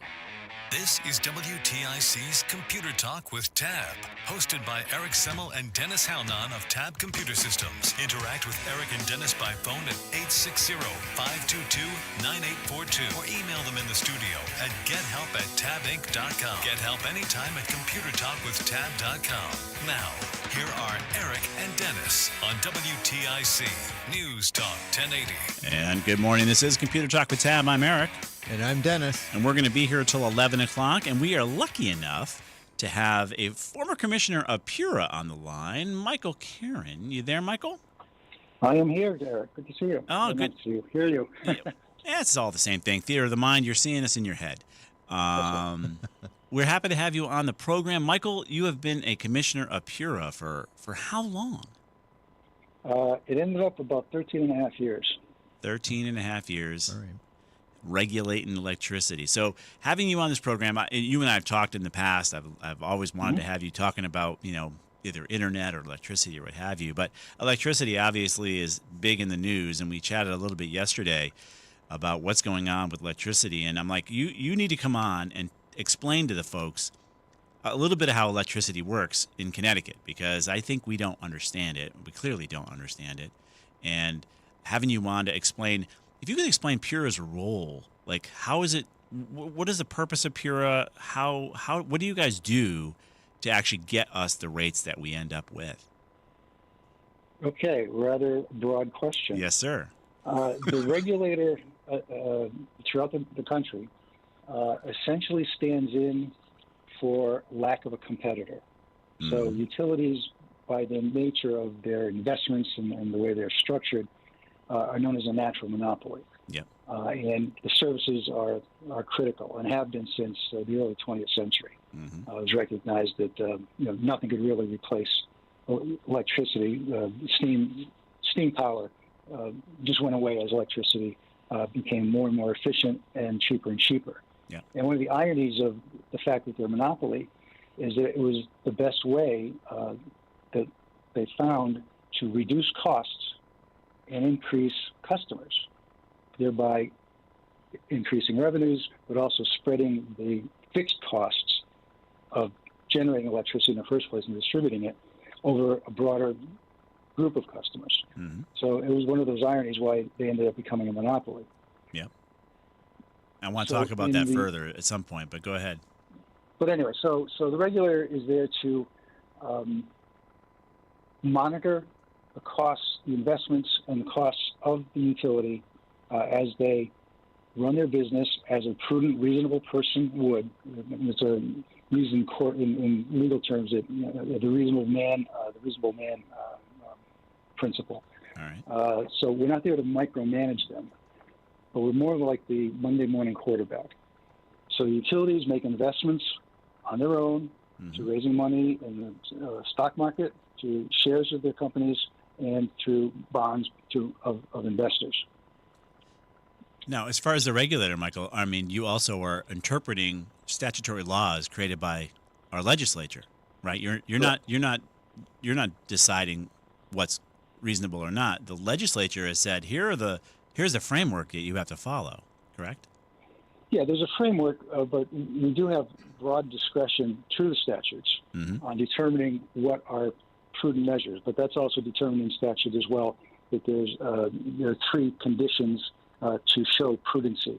And again, it's what would a reasonable person do in the same circumstances. And so as I go through these rate applications when they come to us, they're literally almost a foot high in terms of the application, and then a series of what do we call formal interrogatories, which the authority sends out, the Office of Consumer Counsel sends out, which the Office of Consumer Counsel in Connecticut is the official ratepayer advocate. Other stakeholders that are made parties to the docket or the rate case, being the Attorney General's office and the Commissioner of DEEP, and any other people who have an interest in the rate case. So we analyze all the costs and investments that the utility has made over the course of previous 4 or 5 years and determine if those investments are equipment or other items used to run the business. They're used and useful. They were prudently incurred, meaning they made an effort, a good faith effort to find the least cost and to manage the franchise as any normal, prudent, reasonable person would. And if those conditions are met, we approve the cost that they had already spent for recovery from the ratepayer in the form of generally increased rates from the previous rate case, generally 3, 4, 5, 6, 7 years earlier. Okay. Now, you talked about prudent, you talked about ratepayers, you talked about reasonable, which all seems nice, right? All seems logical, right, to us sitting here listening. Oh, okay, that's how rates are set. But prudent, reasonable, when it comes to the green energy that we're paying 4 and 5 times the cost for per kilowatt hour because of mandates by the legislature, is who deems that as prudent or reasonable? For me, I would deem that unreasonable and not that prudent, considering our electric bills. So when you deal with this, I assume you're dealing with prudent and reasonable as it goes to a cost for electricity that is many, many more times expensive. You're saying, well, at least it's not 7 times, it's only 5 times more expensive, and that's prudent and reasonable? That's not how it would be analyzed. I mean, it's based on what the legislature determines it will be in the public interest, and therefore the state shall procure certain percentage of its electricity in the form of renewable power, i.e. solar panels, wind, hydroelectric. So the legislature has determined that that's in the public interest. So consequently, if the state has procured, has a responsibility to actually buy and create contracts with generators of windmills, solar panels, hydroelectric plants. Right. And Connecticut has a renewable portfolio standard known as the RPS, that certain percentage of our electricity mix will be renewable or carbon free. Right. And off the top of my head, it's something like, I want to say 16 or 18% at this point. 18%, right? So it's a small percentage, but it is increasing our bills by a lot. And when it comes down to prudent and reasonable, it's interesting, right? The legislature sets these requirements, but those aren't having to be prudent and reasonable. But we won't go there. So now you've got these regulations. One of the things that you talked to me about yesterday was kind of interesting that I wanted to let folks know. You talked about the Great Compact. right? This compact in the 1920s that happened out of Chicago that got us to this natural monopoly scenario, which I found interesting. Can you explain a little bit about that? Sure, I'll try. About the turn of the century, about 1890, early 1890s, Thomas Edison's private secretary, Sammy Insull, a gentleman came over from London with a few dollars in his hand. He went right to Edison, got a job with him, and was very capable. And he and Edison got along fantastically. Mm-hmm. Ultimately, when Edison lost the control of General Edison Electric and became General Electric, Insull took a job in Chicago at Edison Electric in Chicago. And he started buying up what at the time were central stations. Central stations were powered by coal. They powered generators that created DC current, direct current. Yeah. And direct current had a drawback. It could only go about a mile before it had what's called load loss. Mm-hmm. So the voltage dropped significantly. He found a way to consolidate the stations, turn to AC power, which is more efficient, could run over lines, and began reducing the cost of power and increasing. And when he did that, he could lower prices, and consequently, he could spread the cost over a larger group of people. Mm-hmm. But in the competition area, the more the competition was, the more there was competition. You were creating two similar systems doing the same exact thing, and consequently, the prices were going to be higher. So the compact was between private industry and government. Mm-hmm. And private industry would give up unlimited profits, so to speak, and the government would be the ones to set the rates. And they would set the rates at a level that was, again, reasonable, where the utilities had the opportunity, but not a guarantee, to recover their costs and earn a modest profit on behalf of their investors. Right. So that happened in the early 1900s. I want to say 19 teens or just after the war. And so when people think about Eversource, we only have one competitor because of that original idea back in Chicago, where they said, you know what, this competition thing, it's not working out for us. It's too much work. Let's let the government regulate us so that we don't have to compete with each other, and we'll make whatever that modest, reasonable competition profit is. But so this is the kind of thing is when you wonder about why there's no competition, it's because 100 plus years ago, those guys said that, you know what, this is what we're going to do. 100 years later, we're still doing it, right, Michael? The same basic thing. Yeah. And Insull proved that by regulating the rates, you would have a more stable and least cost of operation and finding efficiencies versus what was done in the old model, because it was the capital investment up front was becoming prohibitive, and those fixed costs. Right. So it didn't matter how much, because there's so many users or ratepayers that didn't use a lot of energy. Yep. So you're losing money on all of them. But if you get the larger users, more customers on the larger side, they would help subsidize the low use ratepayers. And that all made sense. You get a more efficient price. Yeah, and that might have all made sense back in 1920. Right, and you also don't have the overall economy paying for duplication of infrastructure, because you don't have 3 or 4 different electrical utilities providing service with 3 or 4 different cabling, setups and all of that. Poles. Poles duplicated. Yeah, you don't have that. So the economy isn't bolstering that, and it does provide some savings over time, but what then happened? You have the bill to be paid later, so which we're paying now. Something's gone wrong now, considering if you have all else being equal and that method is the same, and what happens is with this green energy concept, which is fine. Clean energy is fine by me, but if it costs 5 or 6 times what it would cost for the standard energy, there's a problem here in that what's reasonable is clearly not reasonable here in Connecticut. That's just me, but that's how we got here. So that old 1920s pact, they agreed to monopoly. Pura is involved in trying to make sure that it's reasonable and is prudent, And then the legislature, who doesn't have to be reasonable nor prudent or even understand math or economics in any way, shape, or form, is the one setting the requirements for you as a PURA member to actually do all this processing. We got to take a quick break, Michael. Can you hang on for a few more minutes? Certainly. All right. We're talking with Michael Caron, former commissioner of PURA, about how the electricity works. We'll be right back.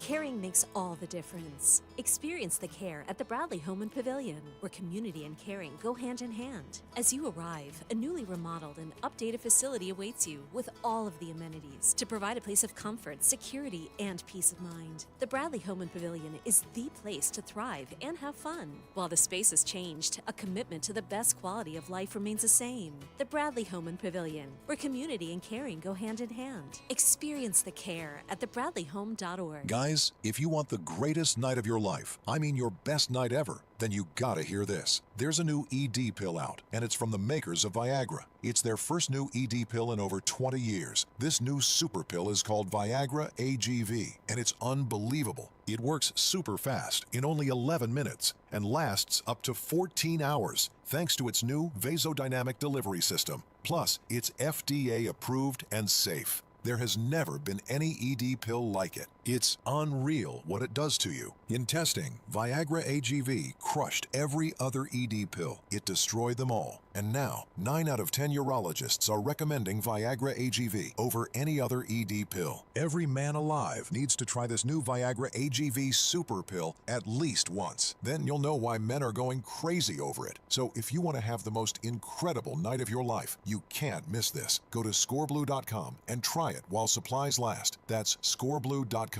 From the Carter Mario Injury Lawyer Studios, visit getcarter.com. That's getcarter.com. This is Computer Talk. All right, and we are back. And we're lucky enough to have Michael Caron joining us from a former member of PURA, talking about electricity, how reasonable and prudency is what we're supposed to be having, right, Michael? Well, the way we put it is we're trying to develop safe, reliable power for the least cost. Right. Now, we talked about a big bill coming due, and I actually saw this in the Hartford Business Journal recently. There's some storm damage cost that has been kicked the can down the line there, that is in the billions, that we're paying like $8 million a month in carrying costs by not paying this bill. I mean, it just sounded horrible. What is going on with this future bill that we're all about to be whacked with? So after a storm, certainly after a major storm, utilities, again, they pre-stage before the storm gets here. They hire utility workers from other states for mutual aid and incur costs. Mm-hmm. And if those aren't paid in a relatively short time, they accrue and they grow and grow. And by the way, more storms tend to come on top of them. So at this point, the authority is currently dealing with a docket that has, I think it's in the range of about 14 large or major storms that we paid for Eversource. We waited this long to pay for 14 storms, for crying out loud. We got one coming tomorrow. Indeed, and the cost is, or projected cost is about $1.6 billion. Nothing reasonable and prudent about that. Well, it is if your lights come back on at a reasonable time. No, that's fine. I have no problem with that. But paying the bill is reasonable and prudent, not paying it. Paying the bill is going to be tough. There's no doubt about it. Yeah. One of my first dockets that I did when I started was a storm cost recovery for the October nor'easter. Yeah. But that was in 2015. That was 2011 or 2012. 2012. Okay. The storm was 2010. I got there in 2012, so that's when we did that docket. Yeah. And again, they have to show that the costs incurred were prudent, they were reasonably done by a reasonable person, and it was effective. And then they're allowed to recover those costs. And so what we did at that time is there was a bit of a surcharge on the bill, and I think we made it for over the course of 6 years. So those storm costs have taken over 6 years. What we're hearing now for this, mega storm recovery docket is probably securitizing the money owed to the utilities at a lower rate than the current carrying charges, and could be anywhere from, like I said, I did 6 years, anywhere up to 20 years. So people could be paying for these storm costs for literally decades. And again, there are a few more storms out there that are not included in this particular docket, which I think will be taken care of in an Eversource rate case. I would expect either mid-year or at the end of 2026. Well, I'm gonna butt in here again and ask about that word securitization. Yeah. And also, I'm going to point out that how much more are we going to end up having to pay for these storms, not just for the costs of the repairs, which are necessary, but the debt service, because we've been sitting on the bill for how many years? Right, 14 storms worth. And we have to finance that. Right. So how much more are we paying because of that, and how does securitization work into this? That's my question. Well, if by securitizing it, the theory is that the carrying costs will be lower than if you did it over a shorter time on the ratepayer bill. Okay. Directly. All right. So it's a way of reducing the cost over time per bill that one gets, that a ratepayer gets. All right. So that's a way of managing the debt. Okay, that makes sense. And managing the payment for the ratepayers, we're going to have to, ultimately pay the bill for fixing the system. Yeah. But it was one of the reasons that it's grown this much is our previous chair thought it was leverage to try and get the utilities, who had their $1 billion hanging out there, to come in sooner for a rate case, and she was very interested in having them come in and doing some of the things that she had done previously with other rate cases, where she really thought she could lower rates. And while she did in a couple of instances, the courts have since found that those dockets are what they call tainted, and are going to be remanded back to the authority for readjudication. And consequently, it didn't save the ratepayers anything. In fact, it pushed the costs out further and further, and they're going to be paying for them more and more. So Michael, on that concept there, that delay is going to cause more cost because we didn't take care of the bill in the first place. And again, absolutely right. So that as a regulating agency, I would think the legislature would say, we have to pay our bills. I mean, I got to pay my bills in 30 days. I'm a you, Dennis. Yeah, same here. Why would we not have that requirement statutorily if, again, the legislature in its infinite wisdom says we're supposed to pay for generation that costs 5, 6, 7 times what natural gas would cost?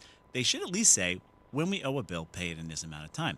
I know we do these weird mathematical things here, but to get in these types of holes seems like just bad management by both the legislature and, of course, the chair that caused this issue in the first place. It shouldn't be my point is it shouldn't be a thing. If reasonable and prudent is everything you've talked about, how do we get in this hole? I mean, I don't blame you.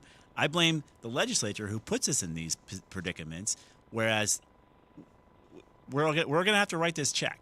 We're all going to have to write, and our bills are already unaffordable. So what are we looking at? Is it like a tsunami of costs we're looking at? I mean, I can't imagine our bills going up higher. I think it started with good intentions, and it was an experiment in what was called activist regulation that just really has been a failure, and that's what we're seeing. But you couldn't see it at the time. It's one of those things that kind of grow on you. Next thing you know, I think you mentioned a frog boiling in water. Yes. All of a sudden, hey, I'm boiling. What's going on? We're boiling, Michael. And that's kind of what we've seen. So in terms of the legislature, there are statutes that require utilities to come in every 4 years, unless there's an agreement amongst various parties that they'll stay out. In fact, the Office of Consumer Counsel and the Attorney General, when they do negotiations on sometimes rate cases, they come to a compromise. They often encourage longer stayouts, and that's what's happened with electric Eversource. There was a previous settlement with AG, OCC, ultimately approved by the authority. That had them staying out until about this year. Well, Michael, we're coming up against a hard break. We appreciate you joining us this morning. Thank you. And we want to have you back, okay, sir? Sure, I'd be happy to. All right, Michael Caron, former very good, former commissioner of PURA. We'll be right back. My name is Whitney Allen. I am a widow. My husband Ryan died. We never thought in a million years we'd have to use life insurance. The unexpected happened. With Ethos, it is so fast and easy. It's 100% online. You can get a quote in seconds, apply in minutes, and get same-day coverage. No medical exams, and you can get up to $3 million worth of coverage through Ethos. Get your free quote at ethos.com/radio. That's ethos.com/radio. Time spent on application may vary. Online health questions required. Paramount Plus is the new home of UFC, and we're coming out swinging with UFC 324. Oh, what a shot! And 325 Boom! On back-to-back weekends. The new era is here. It's time! Every fight. Bam! Yes! One subscription. Oh my goodness! Pay-per-view. Just got knocked out. Back-to-back blockbuster UFC events this month only on Paramount Plus. And now, a WTIC news update. 10:30 Hartford temperature. We are at 6 degrees. I'm Morgan Cunningham, WTIC 1080 News. And with that 6 degrees, I think I can say, baby, it's cold outside. Connecticut is waking up to single-digit temperatures this morning with wind chills making it feel like it's well below zero. The Arctic blast for the coming days is not our only concern either. That snowstorm system tomorrow into Monday could easily drop 8 to 16 inches of snow in Connecticut. More on a forecast in a moment. We're not alone either with the winter storm passing us over. It is passing over us and the rest of basically east of the Rockies, 2/3 of the nation. Other states have already declared states of emergency, including New York and New Jersey. Connecticut has not done so yet and also has not instituted a travel ban. Republican Betsy McCoy, the former New York lieutenant governor, who is also seeking the Republican nomination for this year's gubernatorial race in Connecticut, announces a plan that would eliminate the state's income tax imposed in 1991 so as to entice people and businesses from states, including New York, to move here. U.S., Ukrainian, and Russian representatives are meeting again today in Abu Dhabi for talks about stopping the war that began nearly 4 years ago when Russia invaded Ukraine. And looking ahead to Sunday football, the Super Bowl will be set up. In the AFC, it's the Broncos against the Patriots, and in the NFC, it's the Seahawks against the Rams. WTIC weather.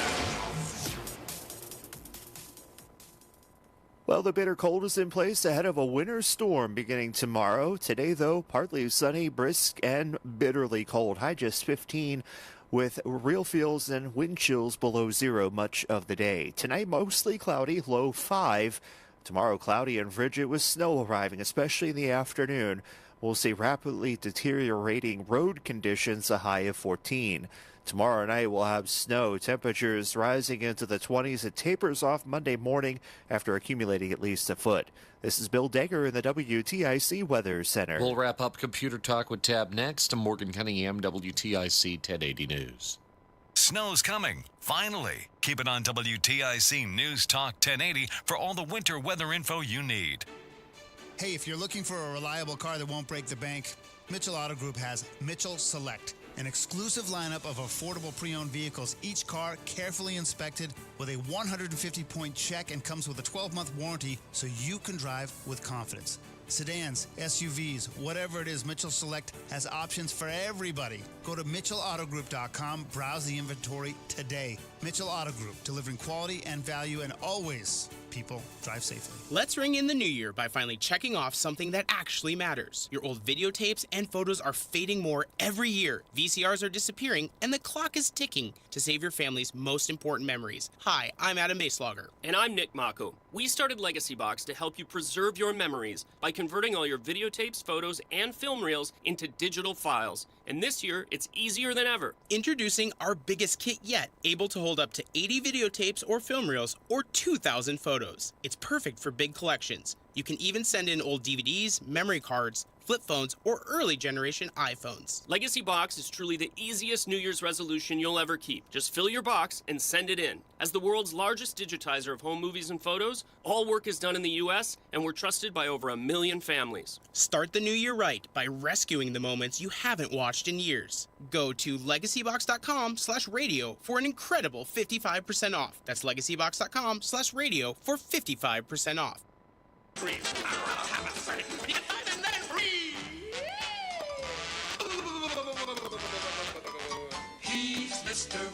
All right, we are back. And it was great to have Michael Caron on. He only had 30 minutes, so I know it seemed like he got a lot in 30 minutes to kind of explain how that electricity sausage was made, and we appreciate his time. We'll have him on again to talk about electricity. But the thing about it that I found it so interesting, and he told me about it yesterday, and I didn't know this, is again that 1920s compact between the robber barons of electricity at the time, take it for whatever it is. And I appreciate the concept and the theory that maybe this is, quote unquote, the cheapest way to do it. But based on our electricity bills, I would contend it's not anymore. Something is wrong. And maybe it was back then.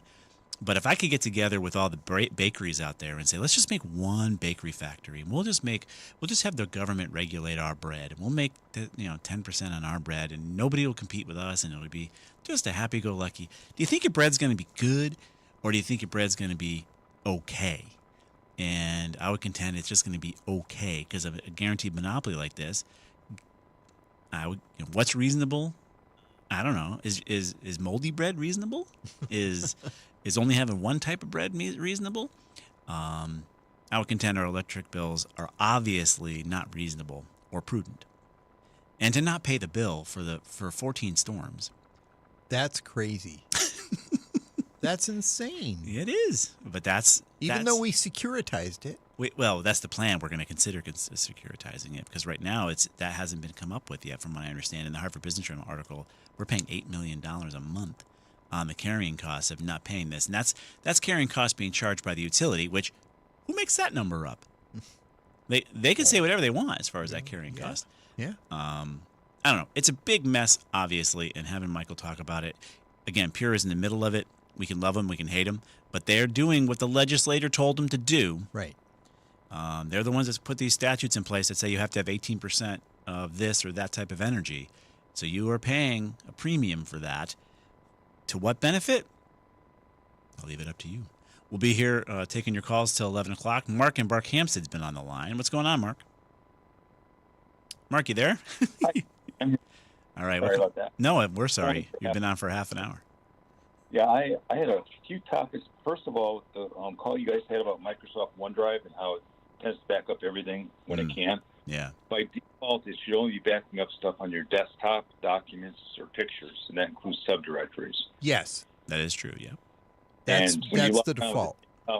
In multiple places, it assumes you're the same person. It tries to sync everything up. It's kind of annoying. Correct. I mean, the only thing on that is to have a different Microsoft account for every machine. The guy about upgrading his PC, if it's 5 years old, that's probably a good bet. Historically, TPM 2.0 came out in 2014. Yeah. Yes. But, TPM 1.2 was around. It didn't have much traction. Manufacturers weren't building into the BIOS very well, so especially the cheaper machines, even if it was there, it was never on by default. But it wasn't until Windows 11 came out in 21 that all of a sudden, TPM 2.0 was a big deal. Yeah. A lot of other manufacturers were posting stuff about, you have to enable TPM now. Sorry, you didn't have to before. You need secure boot. You need this and that, right? Mm-hmm. We actually have some computers that clients at Tab bought about 4 years ago, like 22, Yep. that had TPM 2.0 on board, and Windows 11 had been released at that time. Yep. But these computers were sold to them with Windows 10 on them and with the TPM disabled in BIOS. Right. And this was in 2022 when the manufacturer knew what the requirements were. They knew what should be sold. They knew what should be coming off that assembly line. And they sold an obsolete operating system with the TPM disabled that should not have happened according to their contract with Microsoft at the time. Yeah. So, yeah, that's how bad it was. Because the manufacturers are kind of sly. A lot of times, very. Had a XPS, top-of-the-line laptop. He bought it 7th generation, right? 1 generation shy of the Windows 11 upgrade. Mm-hmm. But it had an M2 module in the BIOS that I could enable. So I just used the bypass to do the Windows 11 upgrade. But technically on paper, except for the 7th generation Intel, it runs fine. Well, maybe it should. Yeah, it should. Yeah. Nothing special about the 8th generation chipset or instruction set that would warrant it. It's just they drew a line in the sand, and it was 8th generation Intel and AMD 300. Right. That was that. They got in a room and they decided, here's what we're going to do, and they all agreed to it, and they slapped each other's backs, and then we're paying for the upgrades. The guy with the 5-year-old machine is probably okay. I would say if you have an AMD, it may not be as sure a lot as Intel, because AMD tends to lag about a year or two on the chipset stuff. Yep. It's just, that's just the way it is. I sent you guys an email, and I heard you talk about this. I figured I'd give you a call about the memory. Yeah.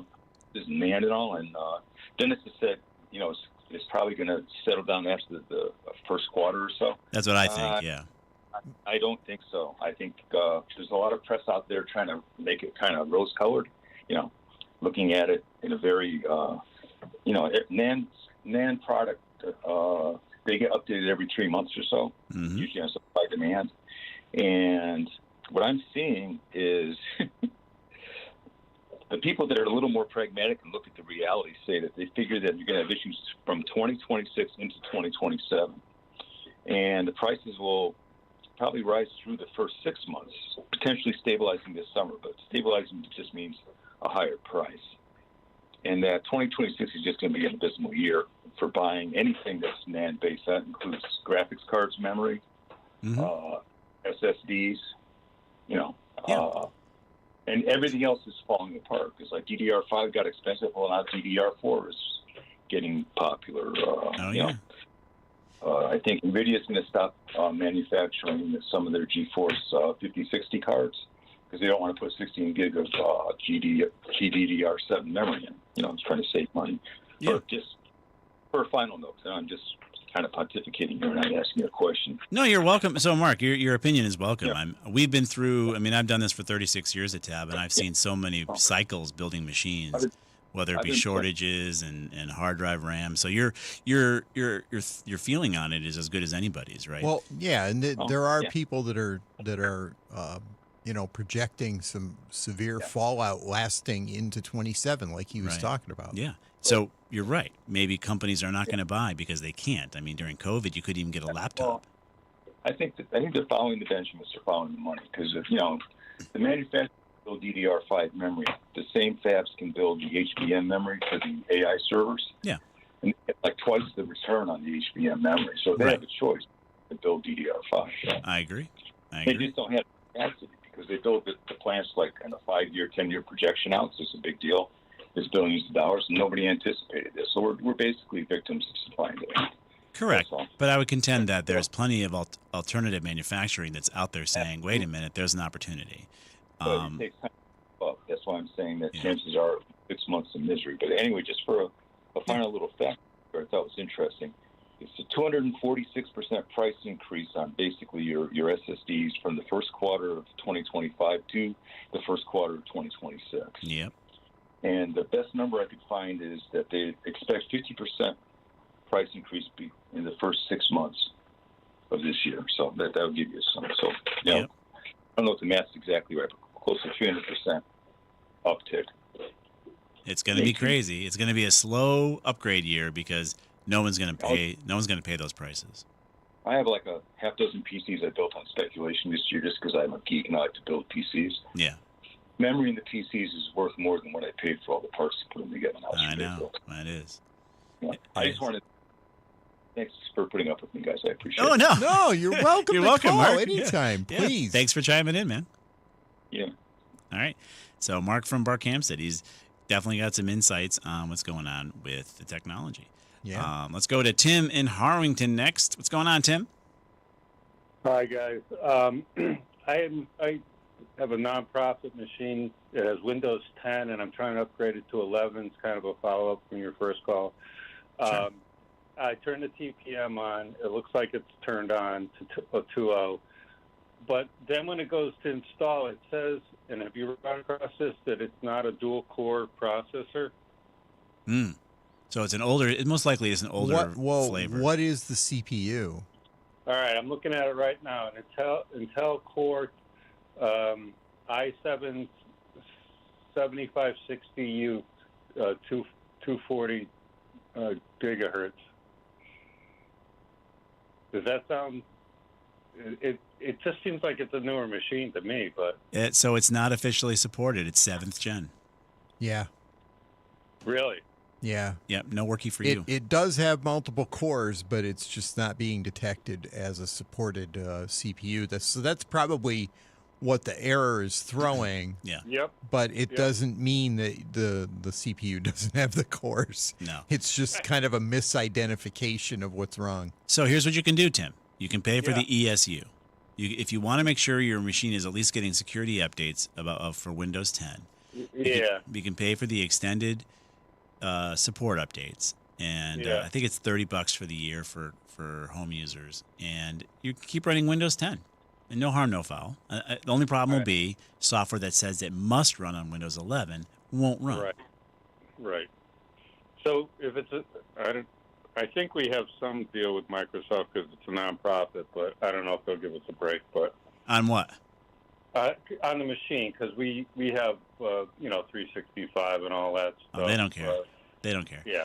If it's a nonprofit, though, you should be able to get ESU pricing on the nonprofit upgrade. I can tell you the commercial pricing for ESU per workstation is $61 a year, maybe $62. But I would think the nonprofit pricing will be a fraction of that. I hope. Yeah, it'll be less than that. It might be somewhere in the neighborhood of the consumer price, which is $39. Yeah. Yeah. All right. So go ahead and do that, and as long as the software you're using isn't going to force you to make the upgrade to 11, you're good. Yeah, I think the only thing would be if 365 hit me in the butt. You know what I mean? Well, 365 is just the suite. It really isn't the operating system. So it really, if that's all you're running on it, though, you should be fine. It'll run on Windows 10.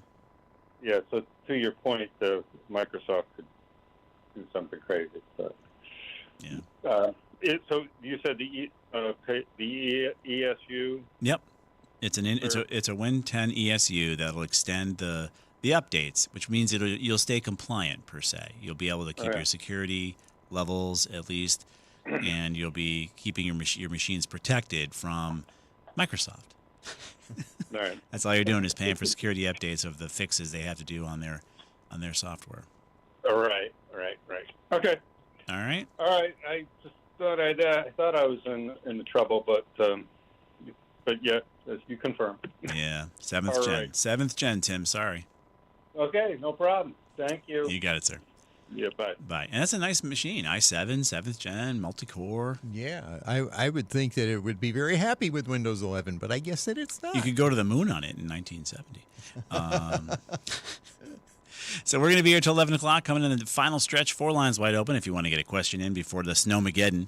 860-522-9842 is the number. We'll do our best to answer your question. Everything we talked about over at ComputerTalkWithTab.com. If you want to listen to the program, if you missed anything, of course, the Odyssey app, you can follow us on the Odyssey app, or if you're on Spotify or anywhere you get a podcast, you can subscribe to our podcasts, and you'll get the information that way. We're very happy to have Michael Caron on from Pura talking a little bit about how electricity was made. So if you missed that interview, it's there for you. It'll be available, and you can take a listen to it.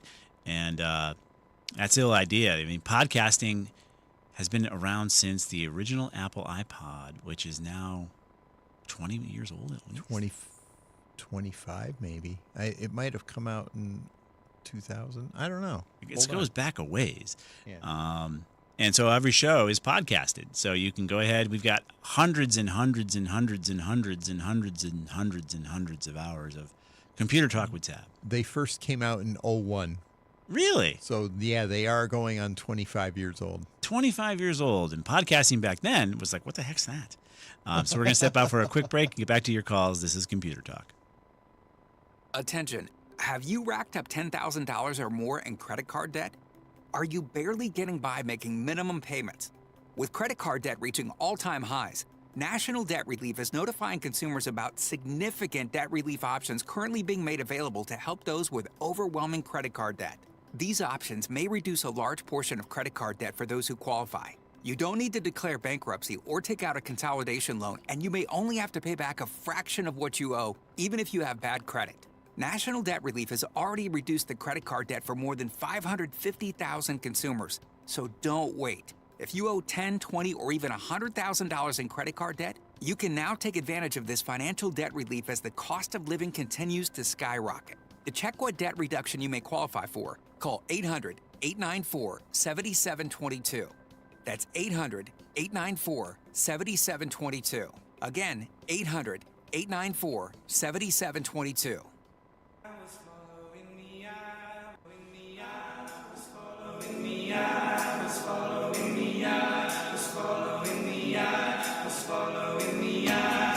We are back.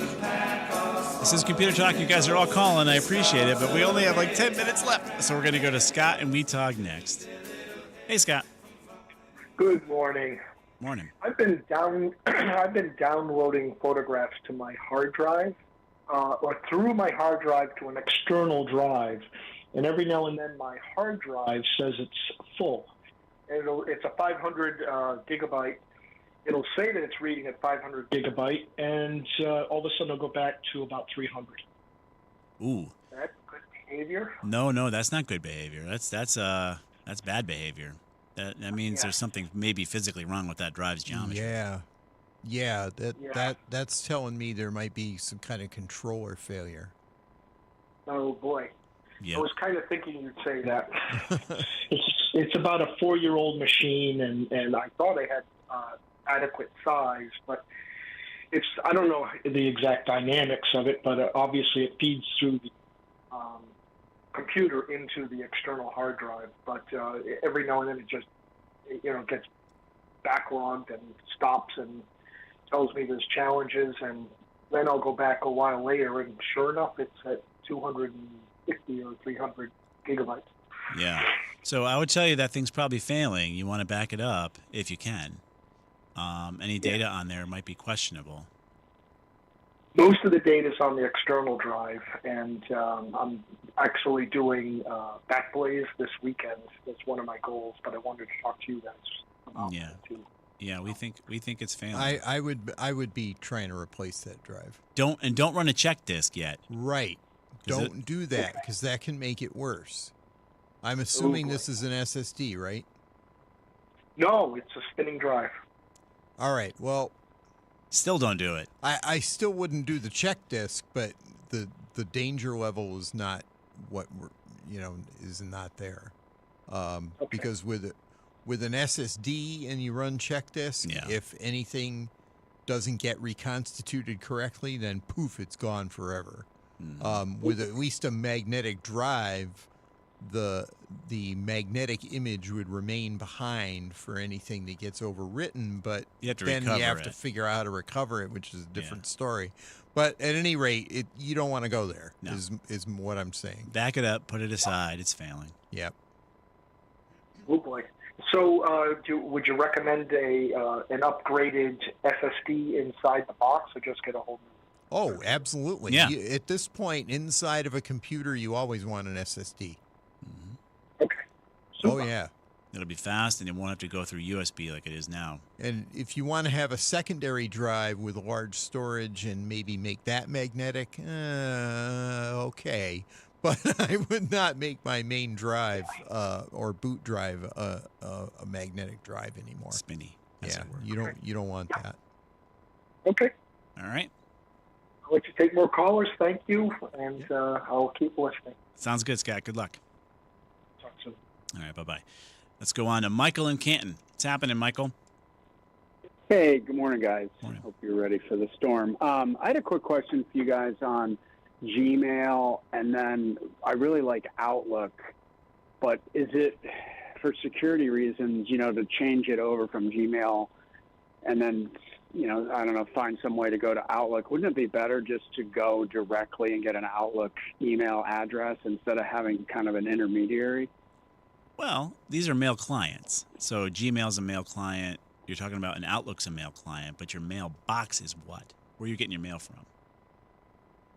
Well, I primarily use Gmail. I just like Outlook as a way to organize it. Well, yes, Gmail's and not very good. You can continue doing that. Outlook is a fine mail client, and it will connect with the Gmail account and show it to you. Yep. So, yeah, I mean, you can keep doing that. Okay. I just thought there was security issues when you're, using a Gmail, which is so popular, and trying to find a way to make it less hackable, I guess. Well, yeah. Okay. Yeah. So we talk about Proton and other mail systems you pay for versus the Gmail system. Yeah. If you have two-factor running on your Gmail account, it's more secure. You have that. Yeah, we're doing that. That's good. But yeah, the mail system, Gmail, Hotmail, any of these quote-unquote free mail systems, I would contend are less secure than if you paid for a Proton, which is encrypted end-to-end. Right, so if you really want security, that'll do it. Okay, it's just that when you use Gmail for so long, everyone knows your Gmail account. How do you change it so that people know you have a new email address, I guess? You have to tell them and hope that they start using the new address. Yeah. I mean, that's really what it boils down to. Yeah, and basically it's a little tag you put in all your emails. Please note that our new email address is. As a matter of fact, he can configure Outlook. Yeah, if he's using that to connect to the Gmail, he can configure his reply to address to be the new address, whatever it is, for that mailbox. And then when people reply to him, it's going to go to the new place. They're forced to it. They don't even have to know what's happening. Unless they actually look at what they're doing and where the mail is going, it's just going to naturally go to you. You would just set the reply to address in the Outlook client. Now with Proton, if you do go to that mail system, you can use Outlook, but you have to configure an intermediary tool to allow that to work. So it's not as intuitive, but it does work with this intermediary. I can't think of what it's called right now, but it's a file. It's an email interface between Proton and Outlook to make that work. So it's wherever your mail is, that's the security issue, not your client. Right, and that's right. Okay. Yeah, it's just Gmail is so popular and we've used it for so long, but it's like just trying to get a better system. And Gmail's layout is not that great, I don't find. So. Yeah, I would agree with that. But Proton can be a little funky too as far as how it lays things out. So, you're going to deal with all these different scenarios, but having your box paid for, that mailbox paid for, at least gives you some level of security you don't have now. Okay. Well, thank you very much. You got it, Michael. Good luck. All right. Thanks. Bye. Yep, bye-bye. I did see that Gmail is allowing you to change your email name, your actual email address, because who knows what you created when you were in middle school and you've got the ladies' man email address that Wiki had, right? So you can change your email address to something new. I guess they're playing with it. They started it in India. India, thank you. And now they've released it, it seems, everywhere. Slowly, you should be able to make that change to a different address at least, which is kind of handy. Anything you want to bring up there, Dennis, before we come up to the top of the hour and get ready to get our milk and bread? Yeah, Microsoft has been putting ads up when let's say you get a new computer. Yeah. You bought the new computer, you want to get Chrome on it, right? Yeah.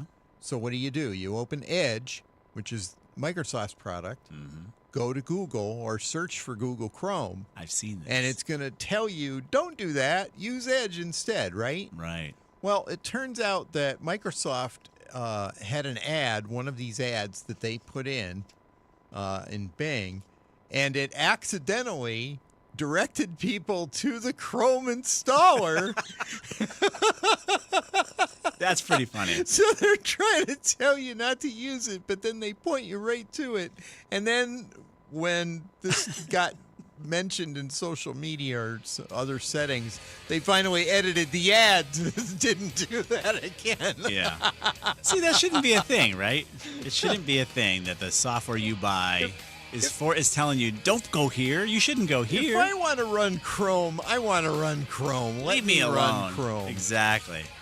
All right, well, there's that. That's the way to end the program. I want to thank Mike G for posting everything over on our Facebook page and over on X. Thank Carolyn for producing. Thank you for coming in, and she's all set for the storm, I'm sure. But we want to thank you guys. You guys really make this show happen. We also want to thank Michael Karen, too. Pura Commissioner will have on more often as well to kind of understand how the sausage is made. So when you're wondering why your electricity rates are as high as they are, yes, Pura is involved, but they're following the statutes set forth by your elected officials. Thank them. So we'll see you guys next Saturday.